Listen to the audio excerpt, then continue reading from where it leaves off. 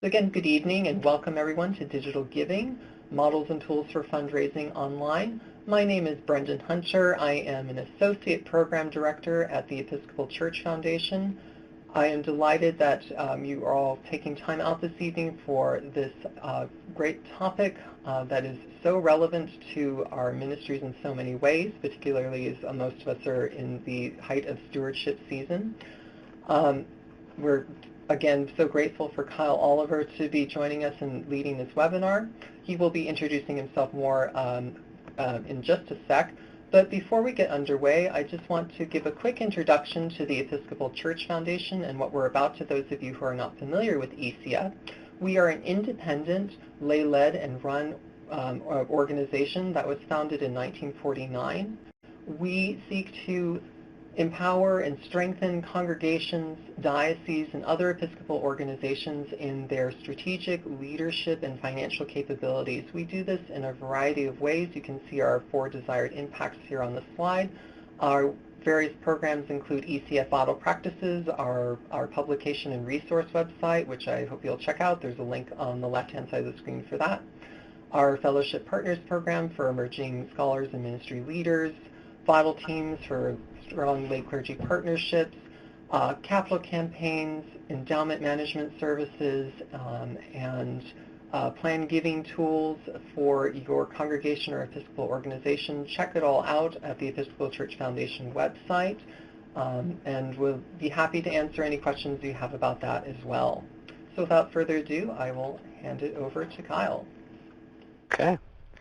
Well, thanks once again to ECF for having me back for another webinar, and thanks to you all for joining in. Again, we're going to talk tonight about digital giving, models and tools for fundraising online. I hope models was the right word. You'll see where I'm sort of going with that, but I wanted a word before tools because I think it's really important that we in this work make sure that we are not putting the cart before the horse in doing this work. I am an engineer by training and love playing with all of these tools, but I hope that we will give, first and foremost our thought to the outcomes that we are hoping to achieve, which is such a great part of what ECF is always reminding us to do in various aspects of our ministries together.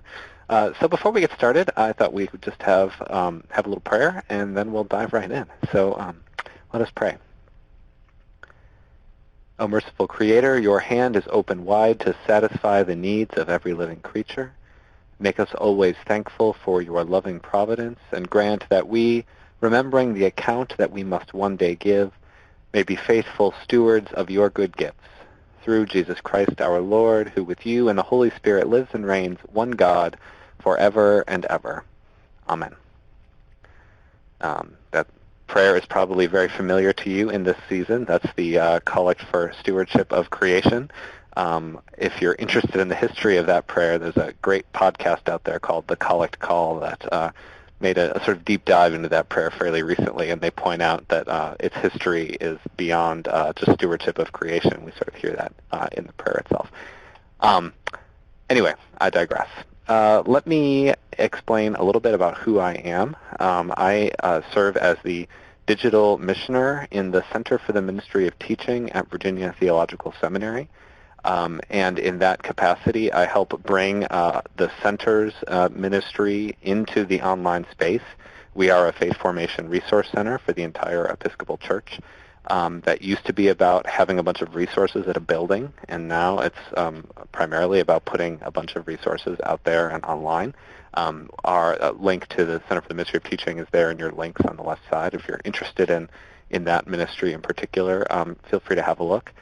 But we have also been helping to curate and convene and lead conversations about how technology is changing the ministry of faith formation and indeed changing all of the ministries of the church in, I think, interesting and rich ways. And our primary vehicle for thinking about that is what we call the eFormation Learning Community. Some of you may have heard about our yearly conference held at Virginia Theological Seminary. And in the last year or so, we've been working pretty hard to expand that beyond just an event in Alexandria, Virginia once a year, but also into regional training events.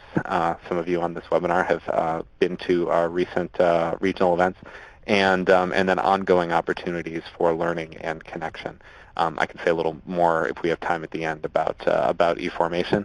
But all that is to say that I am not a stewardship expert. I'm not a fundraising expert. What I am is, what did I put here, technology tinkerer. Again, I'm an engineer by training and priest by vocation. And so I just really love learning about how these tools might be able to help us. But again, I'm not a sort of definitive expert. I am, I hope, learning along with this group. I just heard someone say that I'm breaking up. Brendan, are you hearing any trouble with my audio?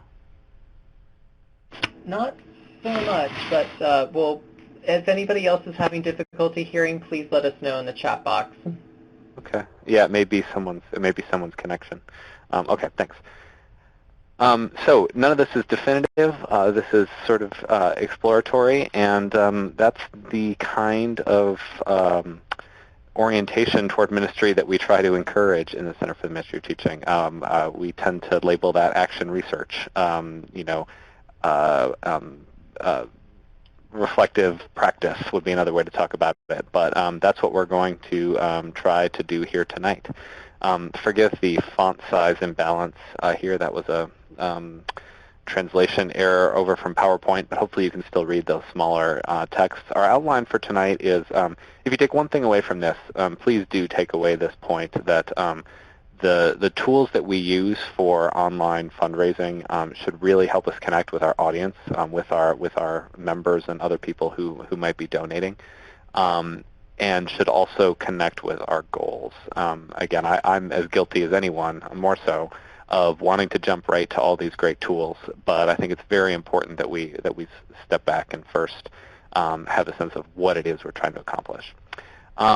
So under that wider rubric, our goals are to step through these three sort of areas. The first is to talk a little bit about the big picture of online fundraising, then to sort of do a deep dive into various tools available to us. Those are the sort of models I was talking about.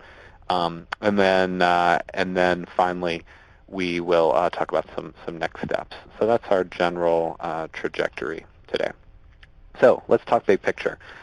I know there's a lot of doom and gloom around fundraising issues in the church, but I really wanted to start off with what I take to be a piece of still largely very good news, which is that churches and other religious communities are still the largest recipients of priority giving across the nonprofit charitable world in the U.S. You can see that the percentage does decrease as we move through the current generations from oldest to youngest there as you go from left to right.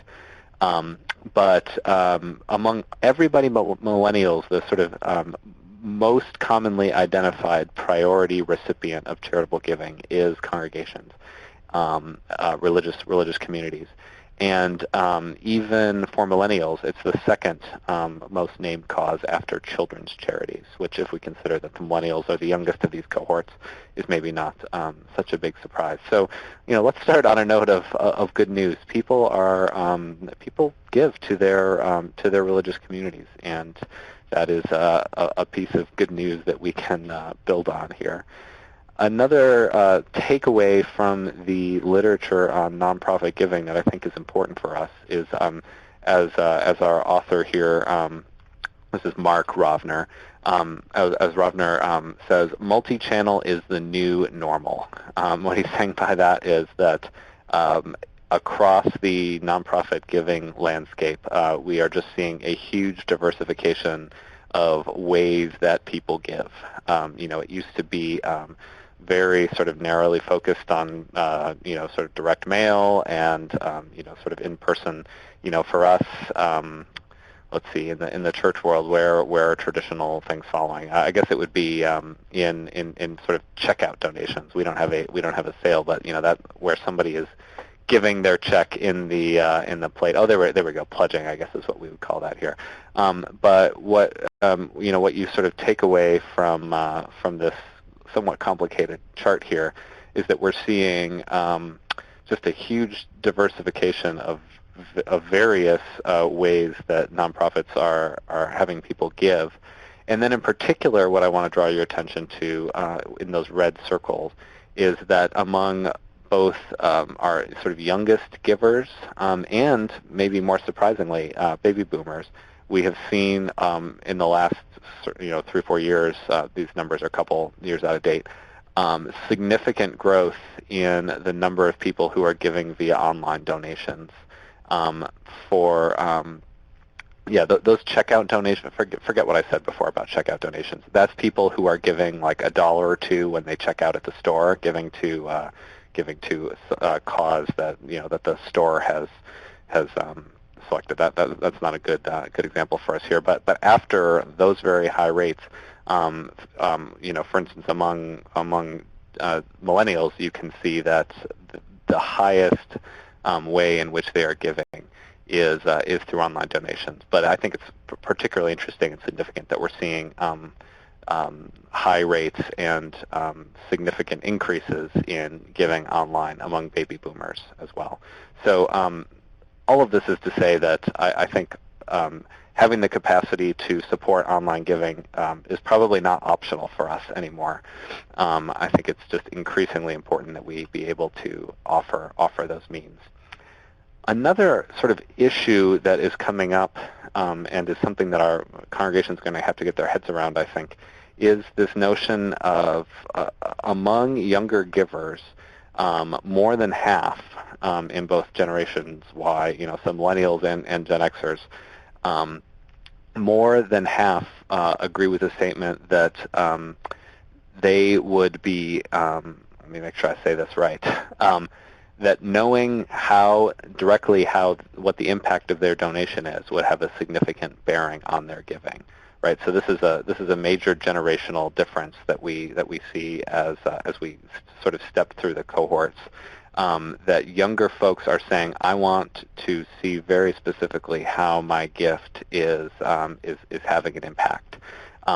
This sort of correlates with these younger generations sort of skepticism about institutional belonging, and so there's a desire here for transparency and a desire for people asking for their money to really make a case for what is the what's the impact of that gift going to be. I got this great image from ECF Miguel Escobar. This is an image of the pledge card, I believe, at the church where he worships, and I think this is a great example of getting very specific about the impact of gifts. You can see at various amounts of money per week a description of what the kinds of things that size of a gift can do. Over that time range. I think this is a really nice model, and I see a question there that I was expecting, and we can talk about it in a second. But let me keep going for now. I broke my own rule and looked at the checkbox.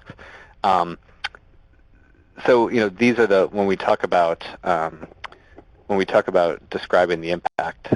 These are the kinds of things that we can have in mind. And as we'll see, I think there is one of these models of online fundraising that is available to us that for which making that case is going to be very obvious, and the need to make that case is going to be very obvious. So we'll cross that bridge when we get there. This was the first place where I was going to stop and pause briefly. So do we want to, Brendan? There was a question, right? Yeah. Where'd it go? From Robert. Robert had asked that in many of our churches, so much of the annual giving goes to compensation and benefits. How does that square with the question of how is my money actually making a difference? Mm-hmm, mm-hmm. Yeah, no, I think this is a real challenge. Miranda made the point here that the image that we see here has like a really wide range of things that it talks about. So, it talks about serving people who are homeless. It talks about keeping the lights on at the church. It talks about the health insurance of members of the staff of this church. So, I do think it's the case that we need to talk about the various ways in which gifts have an impact, and it may be that the question about, okay, a huge chunk of our salary is keeping, is the building, or is the salaries of one or more staff members, and maybe that's an opportunity for some some conversation, some theological conversation among the community about whether about where staff members fit in, where the building fits in.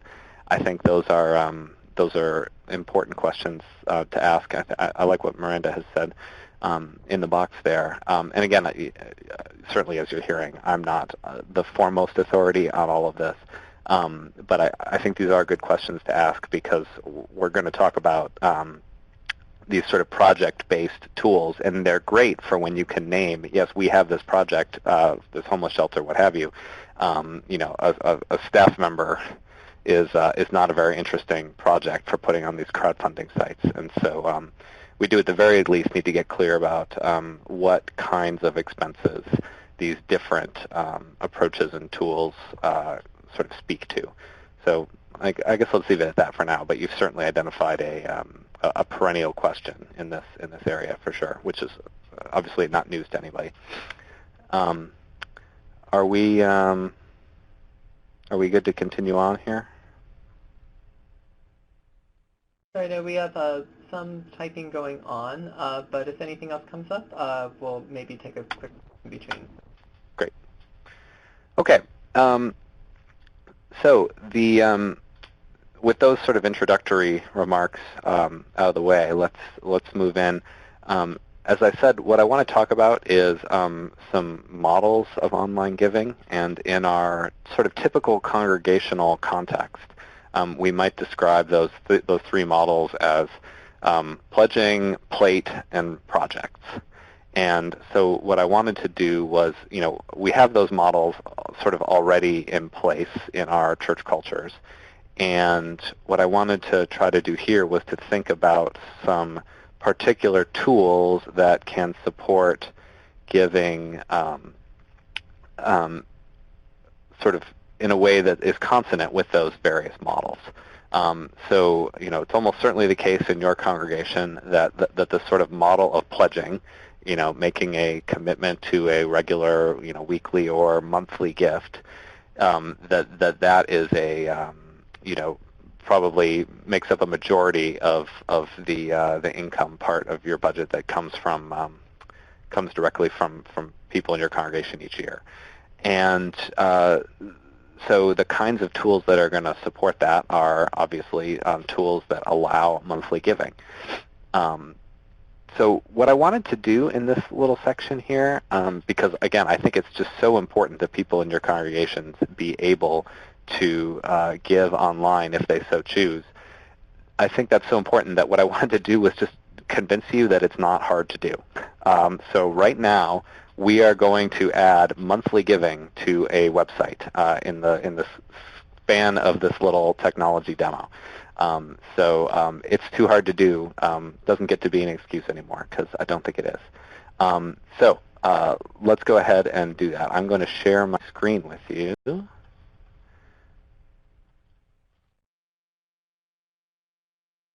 So here's the slide we were just looking at. And now I'm going to actually step through.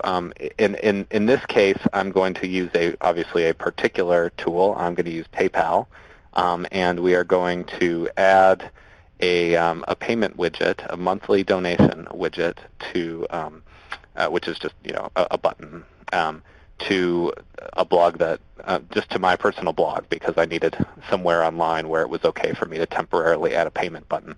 So I figured I would just do that on the website that I control. So I'm going to click this link here and be taken to the Create a Button interface on PayPal. It's going to ask me to log in. Thankfully, it's going to mask my password. I think it's a reasonably secure one, so hopefully I'm not opening myself up to all kinds of hacking here. Okay, so I've gone to this link. For what it's worth, that link is it's in your slides that you can download, but paypal.com/buttons/select.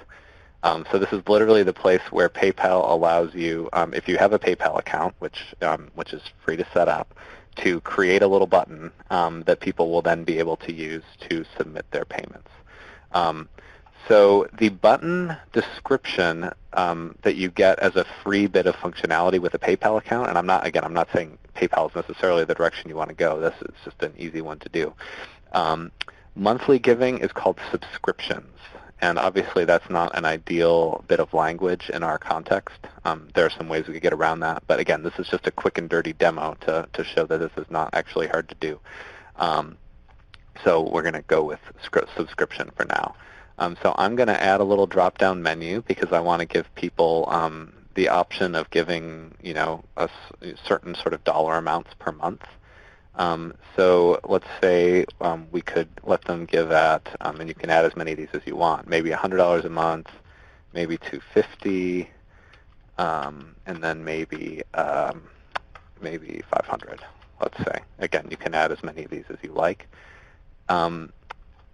Each of these options can be given some sort of what's the word I'm looking for? Some sort of label. So, you might get cute and give names to these kind of things, or you might translate the monthly amount into either a weekly amount or maybe a yearly amount. I thought maybe I would do that here, and so just label this like, what's this? This is $1,200 a year. This one here would be, what, $3,000 a year? Is that right? Yeah, I think that's right.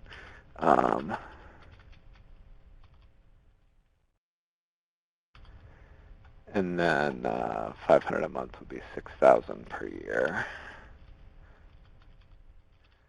Certainly no one's going to be making that large a contribution to my blog, but those are not unreasonable numbers for a church, I suppose. Some of that 6,000 a year is pretty high, but did I do that math right? Oh, it doesn't matter. Okay, so I'm gonna click done here. And you can see in this little window here, they are, demonstrating what this button is going to look like. So you can see that there. And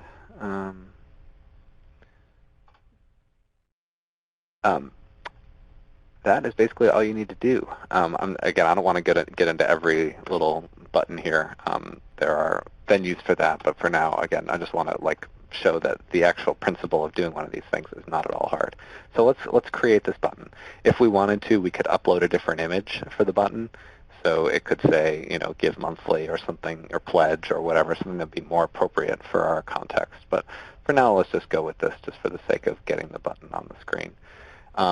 Okay, so what PayPal has done now is to create the code. We don't need to call it anything more complex than code for me to then put this button somewhere on a website. So if I go to my website here and choose a piece of the sidebar and tag a new little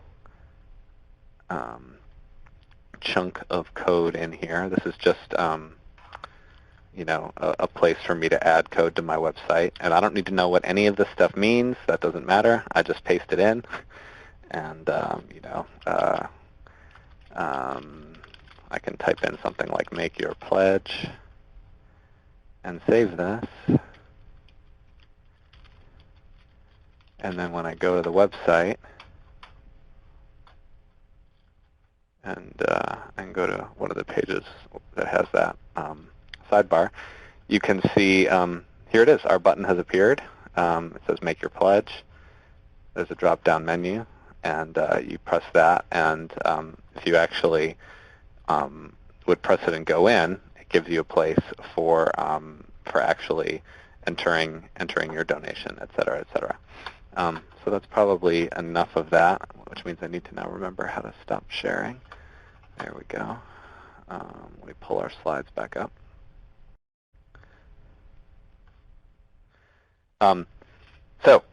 I think worth spending a few minutes on that just to, again, demonstrate that the technical part of this, while it can be a little intimidating, is, with the help that you need, a matter of just a few steps. So, the barriers to entry here are not high, and I think that's important to note. I see lots of good conversation going on down there, but I'm going to try to ignore it, and we can double back as we go along. So let's talk about to sort of step to the next model.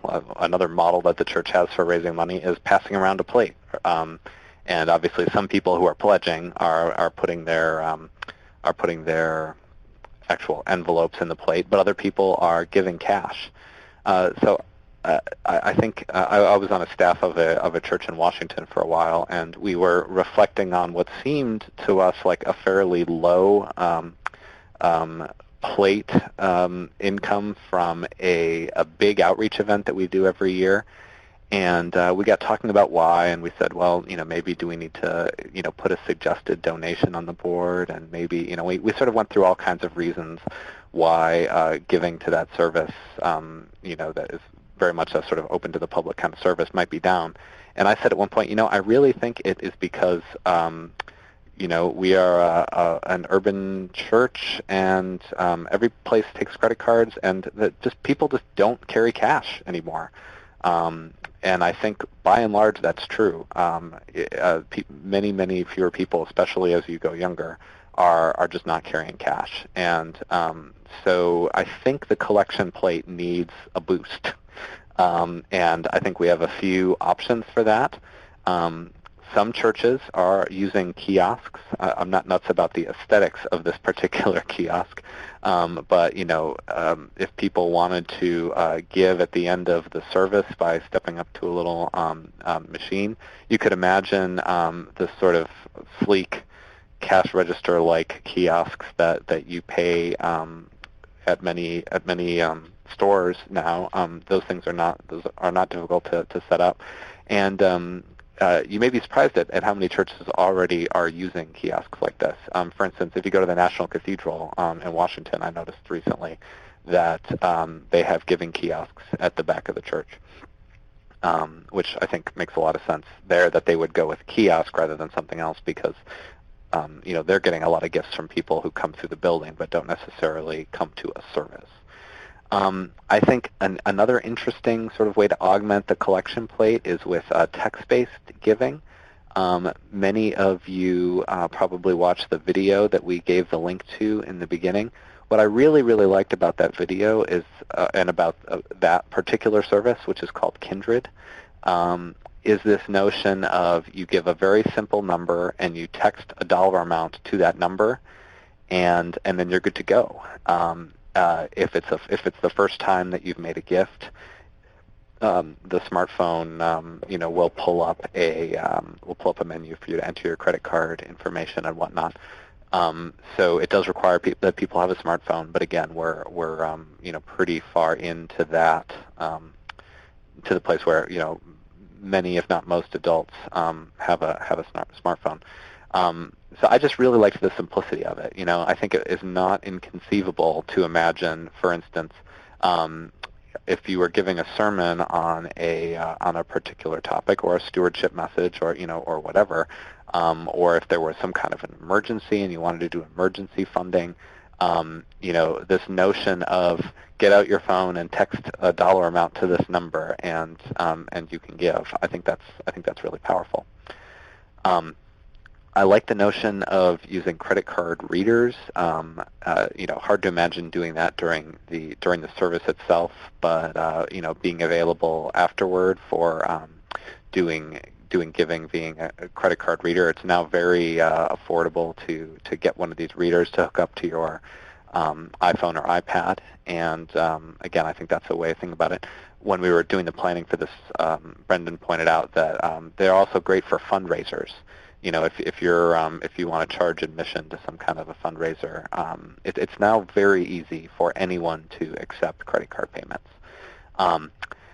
NFC down at the bottom stands for, if I'm remembering right, near field communication or near field something. This is the technology that that allows you to give with your phone. And what I think is cool about this possibility is you can see how small that reader is.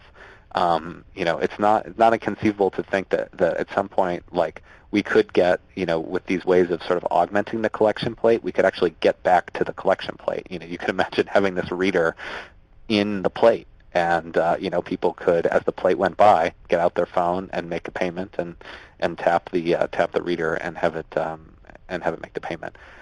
You know, not everyone's smartphone has the technology to do that, and again, I don't know how portable those readers are yet, but in the lower right you can see you know, just how small that reader is, and I think we're not too far away perhaps from the possibility of literally having your collection plate be able to collect online gifts. So bunch of different ways of thinking about the sort of collection plate and other ways in which we've had people giving cash in the church building. How can we incorporate digital tools that allow the people who don't carry cash to still contribute? Okay, finally, and I think this is a sort of a separate category. Many of you know that it is often easier to raise money for a particular project or a particular you know, something you're creating or need to purchase or what have you. And that sort of very concrete project-based giving has become very popular in the online fundraising world, thanks to these services that we have, you know, we're calling crowdfunding services. The one you've probably heard of is Kickstarter. There are others, Indiegogo, et cetera, et cetera. There's a whole list. But what these crowdfunding tools take advantage of is the fact that we are all increasingly, or most of us, are increasingly connected to many, many people online, and we can take advantage of those online connections to get a wider swath of people exposed to the ask for some particular project. So I thought I would share the screen one more time so you can see an example of a successful crowdfunding campaign used in a faith context. So I'm going to share my screen again.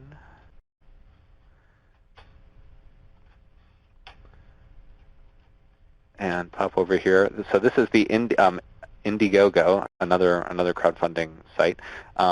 This is the Indiegogo page for St. Lydia's Dinner Church in Brooklyn. You can see that they raised more than $33,000. And what did they raise it for?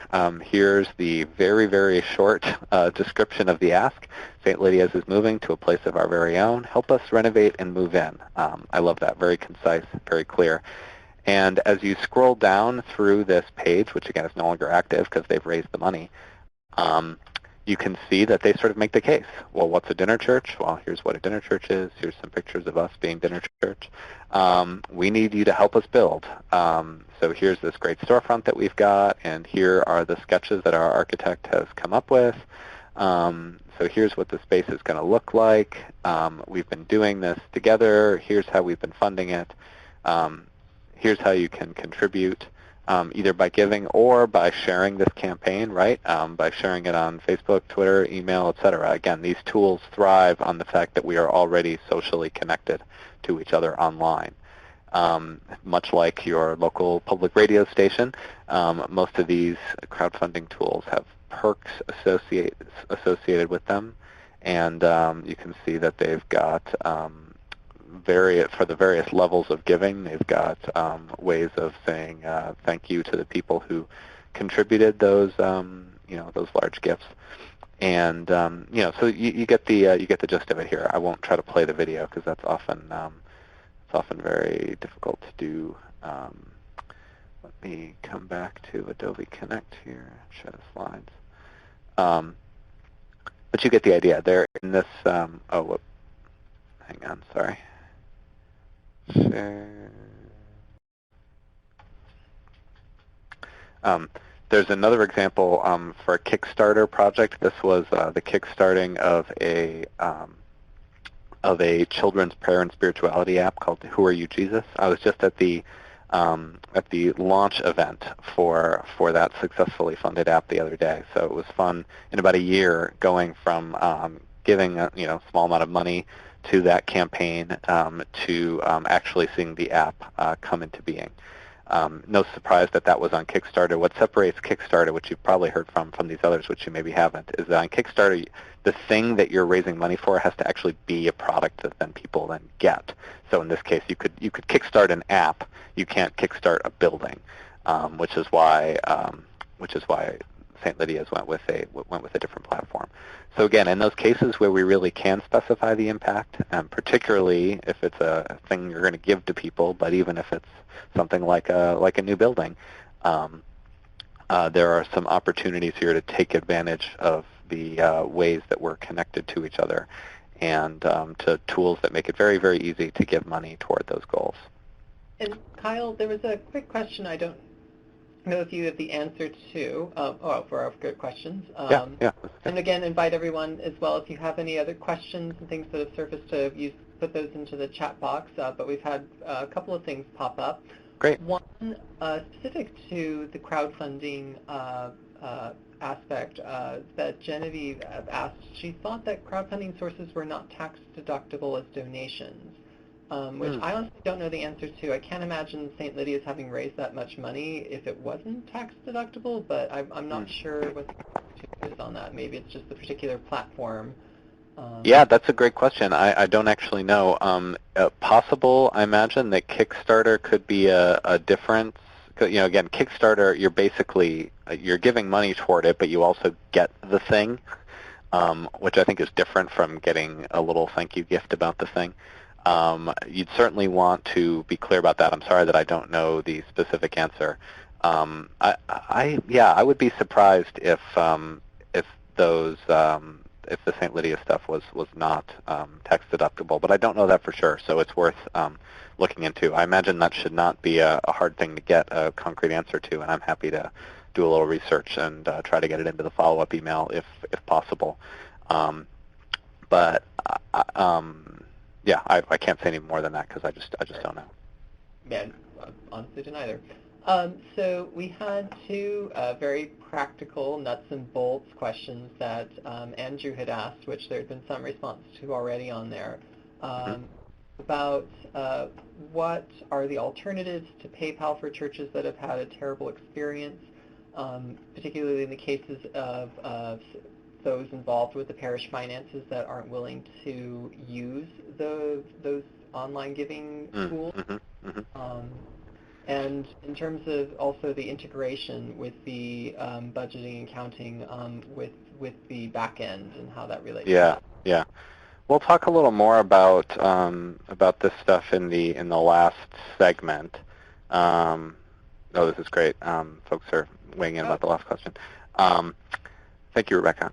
On this question, there are lots of things out there, and we are going to send around an article that I wrote that kind of did a survey on this stuff. It's not exhaustive, but I can go ahead and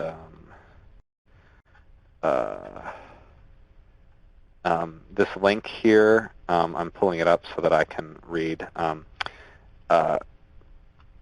You'll get a link later on in the talk here that takes you to a comparison of various what these tools in generally are called are sort of merchant services tools or accounts, and of course mine came up in a Internet Explorer window that then crashed. Hang on one second. Let me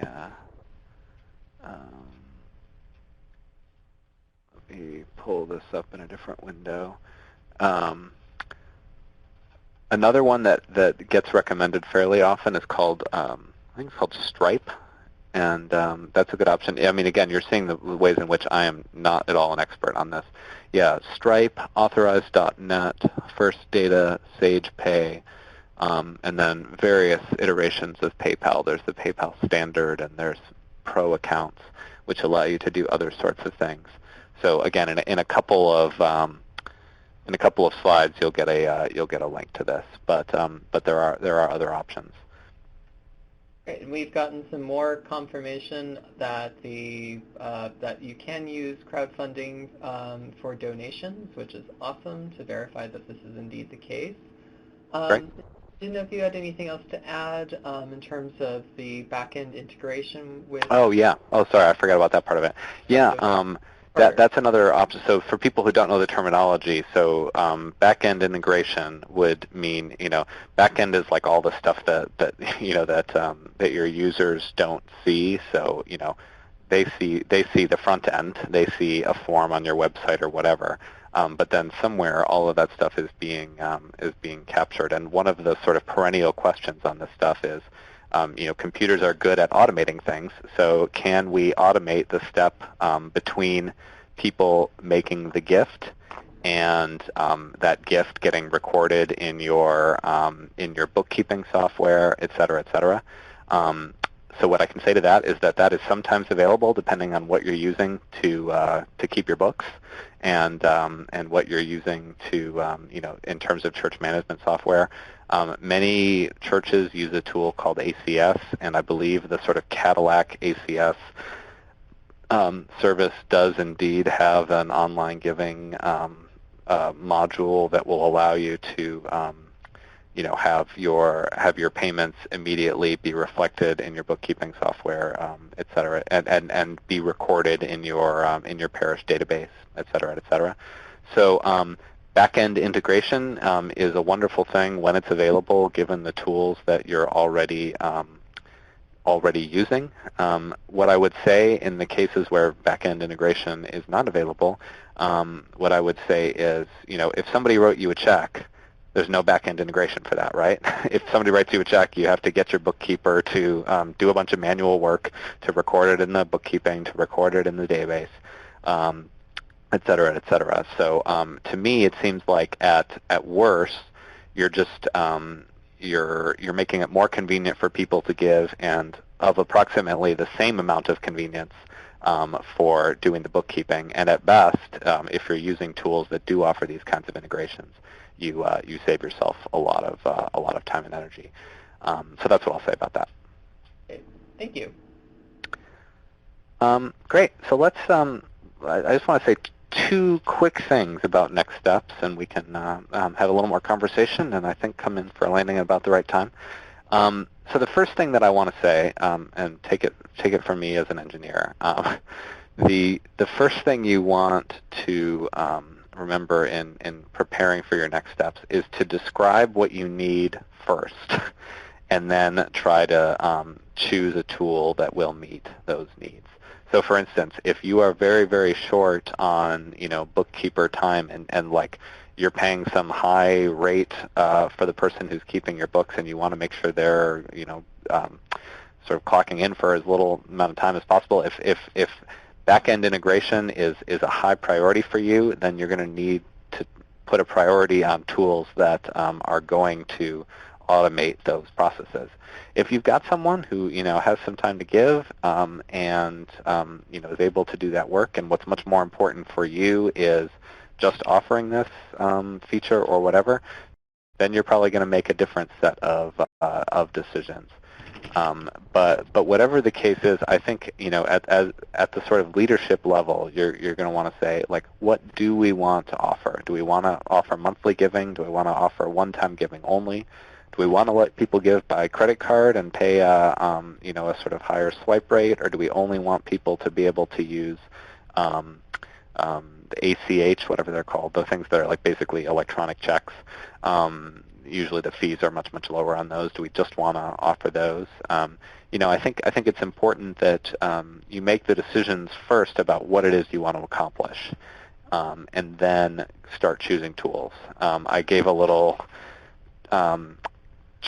image here of what these charts typically look like, and you've got charts like this for the crowdfunding tools. You've got charts like this for the merchant accounts. And frankly, when I look at those charts, my eyes go all crazy. It can be really intimidating to look at really long lists of technical features and try to compare them when you haven't already specified what are the things that we care about. So I think it's really important to make those decisions ahead of time so that the chart isn't sort of leading you into choosing something that you don't necessarily want because you say, oh, it's telling me I should care about this rate or this feature. Well, maybe you should, maybe you shouldn't. So if you can have some clarity before you start looking at the charts, I think that that's really, really helpful. And then finally, I think you're probably going to, almost any church is going to need a team to work on putting this into place. But let it be a team and not a committee. I said find the help that you need a little. You don't need a 20-person finance committee working on this project, I'm convinced. What you need is a small group of people who have been commissioned to do the work and understand what is in their purview and the priorities that they bring to it and are going to execute that in a some kind of time-specified way. And in the bullets there, I've laid out some people who can and or should be helping with a project like this. Probably whoever is doing your website, whether that's volunteers or a contractor or someone on staff. That person's going to need to be involved. Obviously, your treasurer or financial secretary or both. Are going to be involved. Again, if you're using financial software, or I didn't have this, but also database software, getting in touch with them about what kind of back-end integrations are available. Do they have a tool for adding a button to the website already? Make sure you know what the people you're already working with have on offer. Members who are small business owners, members of your church who are small business owners, I think are going to be really good resources to you here because chances are they've dealt with these issues. Call around and see what other congregations of similar to your own in your diocese or your area, what they've done.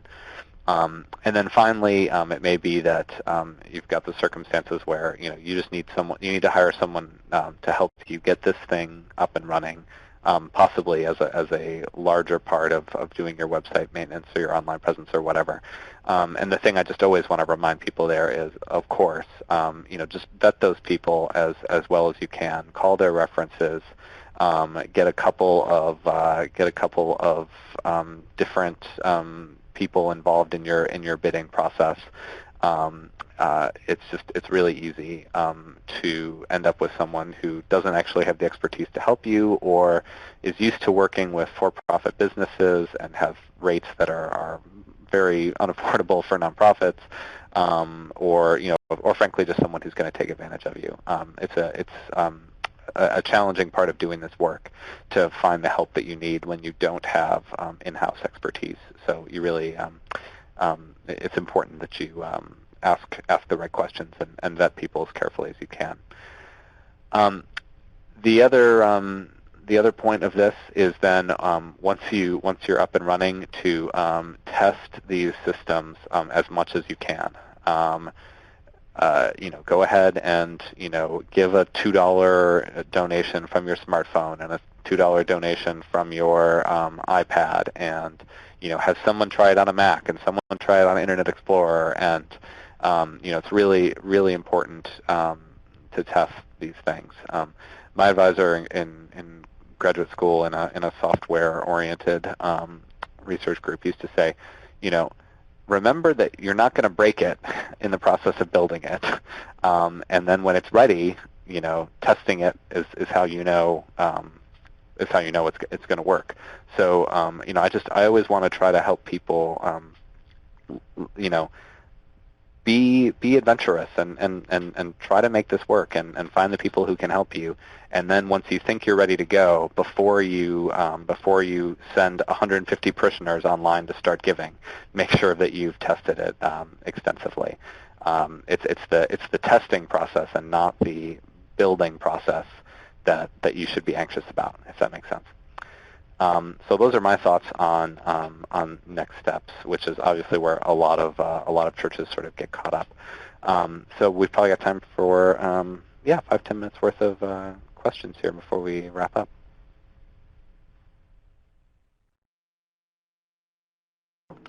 Great. So if any folks have any questions, go ahead and start typing those in the chat box. I see we have at least one person typing question in. More coming. Multiple people are typing.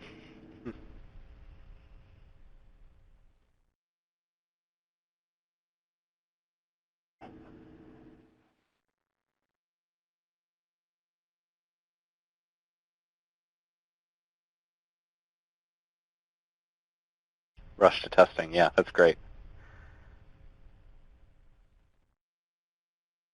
Yeah, I'm increasingly of the opinion that what we're learning from the startup world about prototyping and about going through lots of stages of feedback and get something up there, test it, try it, learn from what you did, start over, go again. I think it's just a really effective way of doing ministry as well. Thank you for everyone who's added things. I wasn't joking at the beginning when I said I'm not an expert on this stuff. I just, know enough to be dangerous, as it were, and many of you know more and have shared more, and I'm appreciative of that. Thank you.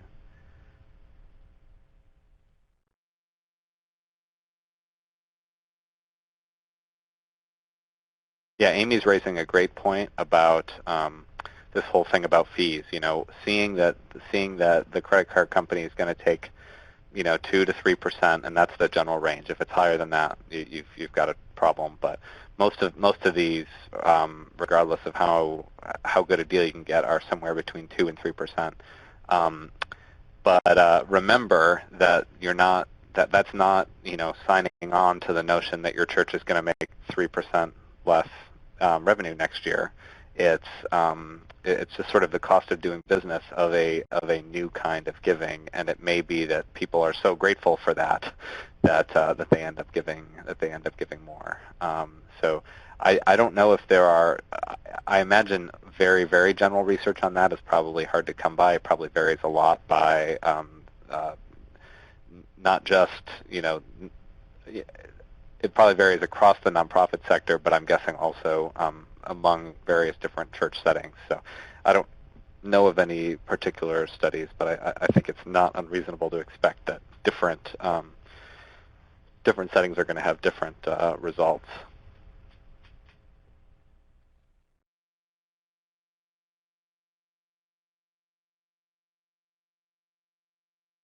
Yeah, somebody else is talking. Andrew is talking about workload, and I think that's a huge thing too. I really I can't stress enough how much these tools can save you in time. And when we think of, somebody mentioned, that a big part of what we're fundraising is salaries, and if we're paying people living wages, we're paying them a lot of money, and their time is valuable. And if we can save them time, that's a significant thing.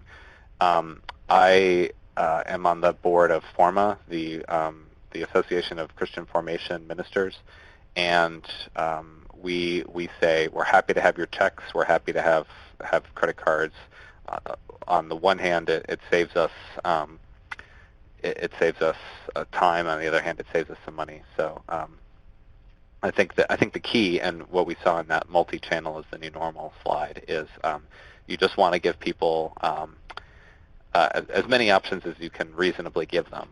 I don't think some of those options are super important in the church context, but if you can let them pay by check or by credit card or by auto debit, or those three or four different choices, I think that's really key. Let's see. I think we're still okay on time. Rebecca, I don't know about the startup costs on the kiosks. I think it probably depends a lot on the different platforms. I gave you a link to one of them. Certainly those ones at the cathedral seemed like lovely custom jobs that were probably substantial. So you'd have to follow that link, or PayPal or Stripe, the various folks who offer these kiosks to do that research. But Miranda's right that it's most of them are based on an iPod on a stand with a card reader attached. So I don't think that they're hugely significant.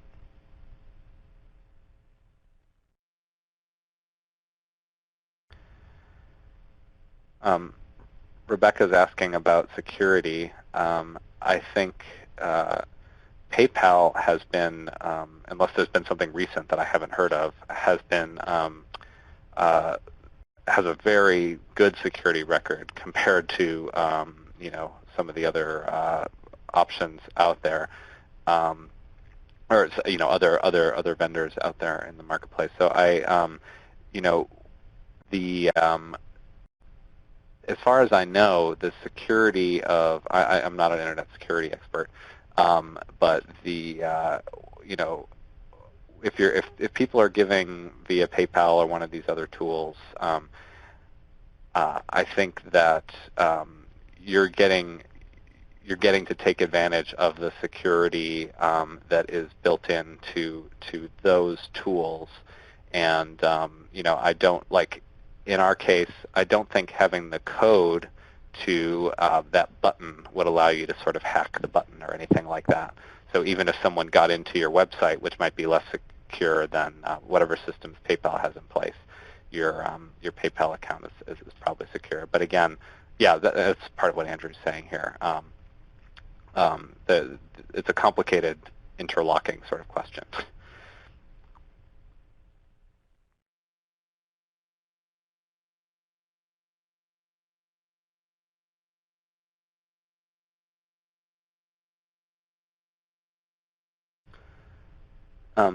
Great conversation. I'm wondering if we should come in for a landing. So we'll stick around just a little bit to finish up some questions, and of course you're welcome to email us. But I know Kyle wanted to share a little bit, a reminder about the eFormation conference coming up next year in 2016. Yeah, we're a learning community all year round. And you can find us on Facebook or Twitter or that website there, eformationvts.org. But we're thinking about this stuff all the time. And again, as you've heard from me, not thinking about it as experts, thinking about it as ministers who are trying to get a handle on this stuff by learning in community. So if you are interested in getting our newsletters, possibly organizing a regional boot camp, having some individual guided learning experience, we're now offering rolling out a chance to earn digital badges based on various areas of ministry competency. You demonstrate the competency and you earn a little lightweight credential. All of those opportunities you can learn more on our website. The dates, which I should have put on here, for the yearly conference next year will be June 6th through 8th. But if this kind of how do we do ministry in a digital world, if this stuff is interesting to you, eFormation is your place to get connected to other folks who are thinking about this stuff. Great. And I'm just going to put a quick plug-in. There are a bunch of other great upcoming ECF webinars. We have one on endowments later this month. We also offer webinars in Spanish every quarter as well. One on vestries the next 6 months, which some of you may have participated in our English version, is going to be offered particularly geared towards Latino congregations. So do consider that as well if you were in a multicultural or Latino congregation in our church. And check out all the other offerings as well. We'll be getting first quarter of next year up within another month or so. But again, just want to thank Kyle for taking out your time this evening and for this wonderful topic that's obviously sparked some great conversation in our chat box. Thank you, everyone, for coming this evening.